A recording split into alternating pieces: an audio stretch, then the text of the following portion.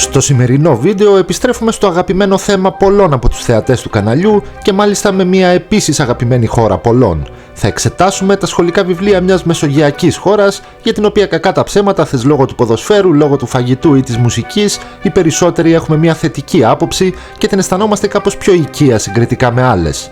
Όπως είδατε και στον τίτλο του βίντεο, μιλάω φυσικά για την Ισπανία και τώρα σίγουρα θα αναρωτιέστε. Καλά ρε φίλε, έχουμε που τη ζητάμε μήνες ολόκληρους. Έχεις κάνει ένα σωρό χώρες στην άκρη του κόσμου, έχεις βρει από Κορεάτες μέχρι Αργεντίνους να σου στείλουν βιβλία, πού στο καλό κόλλησες με την Ισπανία? Ναι, πολύ εύλογη ερώτηση. Η απάντηση είναι ότι κόλλησα για τα καλά στο ρημάδι το ισπανικό εκπαιδευτικό σύστημα.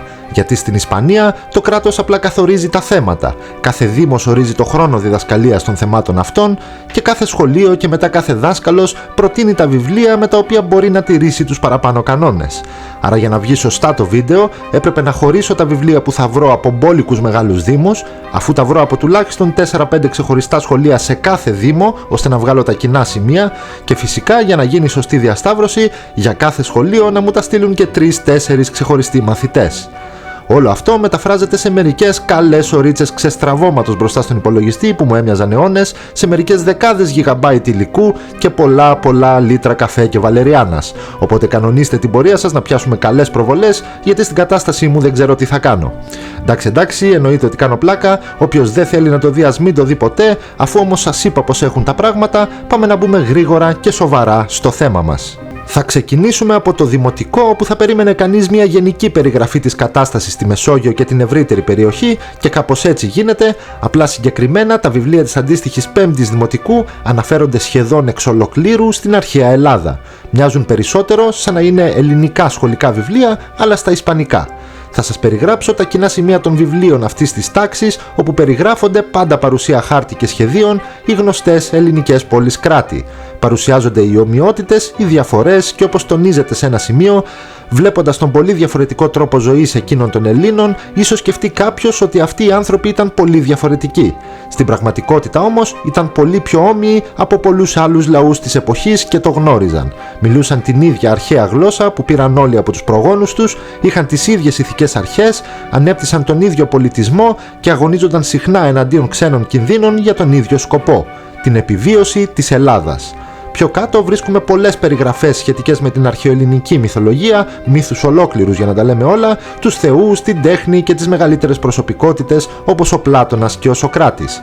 Ένα κοινό εντυπωσιακό στοιχείο όμως που πρέπει να σας αναφέρω βρίσκεται στα βιβλία της αντίστοιχης πρώτης γυμνασίου, όπου γίνεται ξανά περιγραφή μυθολογικών θεμάτων και σε ένα επιμέρους κείμενο αναφέρεται χαρακτηριστικά το εξής. Στην αρχαία Ελλάδα λατρεύονταν 12 θεοί με ανθρώπινα χαρακτηριστικά αλλά θεϊκές δυνάμεις. Ο ισχυρότερος και πατέρας αυτών των θεών ήταν ο Δίας ή αλλιώς Ζεύς. Ενδεικτικό της επιρροής του ελληνικού πολιτισμού στην Ευρώπη είναι ότι τα δύο ονόματα αυτού του θεού χρησιμοποιούνταν για αιώνες και σε κάποιες περιπτώσεις χρησιμοποιούνται ακόμη για να περιγράψουν την έννοια του θεού, ακόμη και να αναφέρονται σε άλλες μορφές. Και παρακάτω δίνει το παράδειγμα της ισπανικής γλώσσας, όπου η λέξη Dios, που σημαίνει Θεός, βρίσκεται δίπλα από το γραμμένο με ελληνικούς και λατινικούς χαρακτήρες όνομα του Δία. Παρακάτω, στα ίδια βιβλία, βρίσκουμε τα κυριότερα γεγονότα που συνέβησαν εκείνη την εποχή στην Ελλάδα.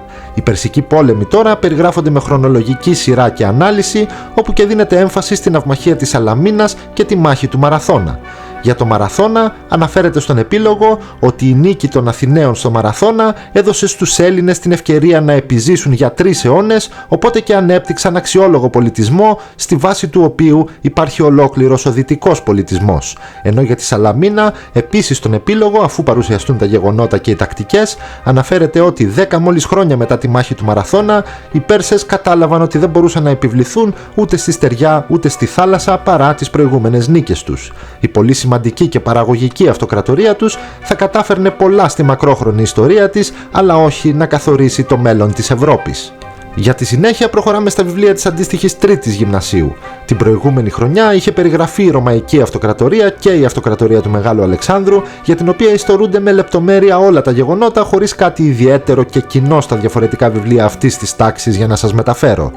Εδώ να τονίσω, επειδή ξέρω ότι θα αναρωτηθείτε, ότι σε όλα τα βιβλία αυτής της τάξης δεν υπάρχει καν υπόνοια ότι ο Αλέξανδρος ήταν κάτι άλλο εκτός από Έλληνας.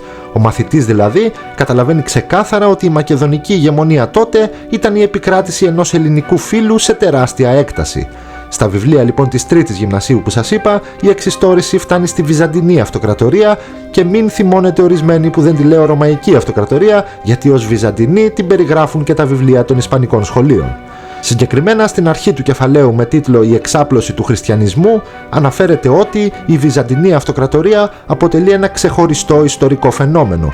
Ο Κωνσταντίνος αναγνωρίζεται ως ο πρώτος αυτοκράτορας της Ανατολικής Ρωμαϊκής Αυτοκρατορίας, χωρίς όμως να είναι και ο τελευταίος Ρωμαίος αυτοκράτορας, ενώ η Βυζαντινή Αυτοκρατορία είναι η μόνη αυτοκρατορία που δεν δημιουργήθηκε ως προϊόν στρατιωτικών επιτυχιών, αλλά ήταν αποτέλεσμα των εξελίξεων στο ρωμαϊκό κόσμο. Σε αυτό το κεφάλαιο δίνονται όλες οι πληροφορίες σχετικά με το σχηματισμό της Ανατολικής Ρωμαϊκής Αυτοκρατορίας, την επιρροή της ελληνικής γλώσσας, την κυριαρχία της Ανατολικής Ορθόδοξης Εκκλησίας στην περιοχή και την ανάπτυξη της βυζαντινής τέχνης και επιστήμης. Συγκεκριμένα σε ένα σημείο περιγράφεται το εξής.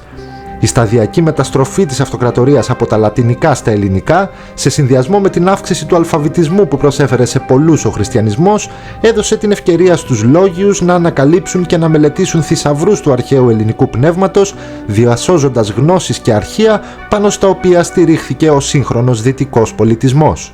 Για τη συνέχεια θα προχωρήσουμε στα βιβλία του αντίστοιχου Λυκείου της Ισπανίας, όπου εκεί από τη μία οι αναφορές στη χώρα μας αρχίζουν να μειώνονται, από την άλλη όμως δεν παραλείπονται κάποια βασικά ιστορικά στοιχεία. Σε όλα τα βιβλία της αντίστοιχης Δευτέρας Λυκείου υπάρχει κάποιο κεφάλαιο σχετικό με τη δημιουργία των Βαλκανικών κρατών και τη διάλυση της Οθωμανικής Αυτοκρατορίας, στα οποία δεσπόζουσα θέση έχει η Ελλάδα. Όπως περιγράφεται σε ένα από τα βιβλία που διδάσκονται κατά βάση στην επαρχία της Βαλένθια, εντός της Οθωμανικής Αυτοκρατορίας, πολλοί διαφορετικοί πληθυσμοί ξεσηκώνονταν ακολουθώντας το ρεύμα της εποχής για ανεξαρτησία. Οι Έλληνες, έπειτα από διαρκείς μάχες, πέτυχαν την ανεξαρτησία τους και με τη συμμετοχή τους στους Βαλκανικούς πολέμους και τον Πρώτο Παγκόσμιο Πόλεμο δημιούργησαν για πρώτη φορά μετά από αιώνες ένα ξεχωριστό κράτος όπως αυτά των υπόλοιπων ευρωπαϊκών. Στη συνέχεια, στα βιβλία της αντίστοιχης Τρίτης Λυκείου, η χώρα μας είναι ξανά παρούσα σε ένα σημείο όπου αναφέρεται η δικτατορία των συνταγματαρχών το 1967 και επίσης τα κεφάλαια που αναλύουν την ιδέα της Ευρωπαϊκής Ένωσης ως χώρα μέλος. Κάπου εδώ τελειώνουν οι αναφορές στη χώρα μας και το σημερινό βίντεο φτάνει σιγά σιγά προς το τέλος του. Είναι σημαντικό να μου γράψετε στα σχόλια και τη δική σας άποψη σχετικά με τα σχολικά βιβλία της Ισπανίας και οποιαδήποτε άλλη ιδέα για βίντεο έχετε θα χαρώ να τη διαβάσω. Επιπλέον, αν θέλετε να στηρίξετε το κανάλι και τη δουλειά μας, εκτός από τα γνωστά like, subscribe και share, δείτε λίγο το κουτί της περιγραφής και εκεί θα βρείτε διάφορους τρόπους να μας βοηθήσετε να συνεχίσουμε να κάνουμε αυτό που κάνουμε με όλο και καλύτερο τρόπο. Να σας υπενθυμίσω επίσης την ιστοσελίδα που έχουμε αν σας αρέσει να διαβάζετε ιστορικά άρθρα και φυσικά τα social media για να τα λέμε και από εκεί.